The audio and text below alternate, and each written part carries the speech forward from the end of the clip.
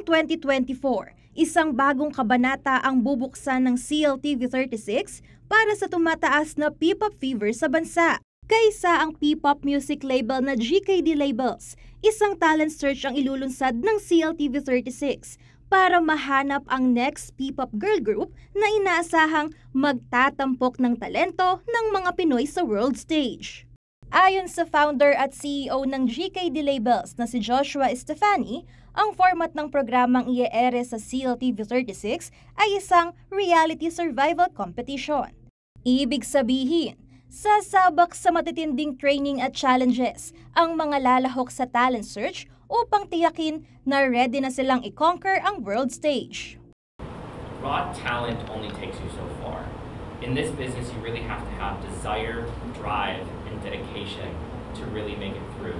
And for some people, there's this hidden star power that you can see in them that they might not even see in yourselves. So I'm not always looking for the best singer. I'm not always looking for the best dancer. I'm not always looking for the best rapper.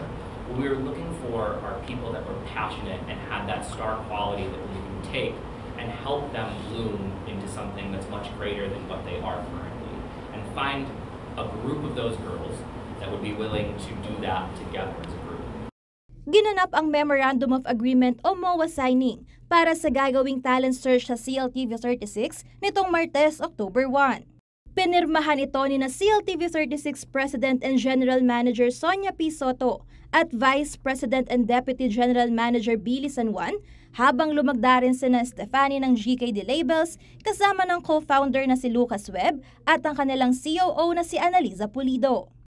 Itinuturing naman ng naturang music label na isang ideal partner ang CLTV36 dahil pareho silang may layunin na bigyang pansin ang mga natatagong talento sa iba't ibang sulok ng bansa na kadalasang hindi napapansin ng mga malalaking record labels sa Pilipinas.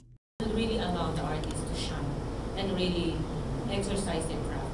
That's really what we want. And also the reason why we're collaborating with CLTV, because we believe that we are like-minded individuals.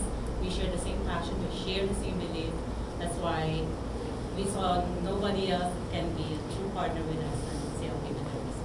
Personal daw na nasaksihan ni Soto ang kahusayan ng mga kinatawan ng GKD Label sa musika na nagbigay daan raw sa kanya para muling buksan ang pinto ng talent search sa CLTV36.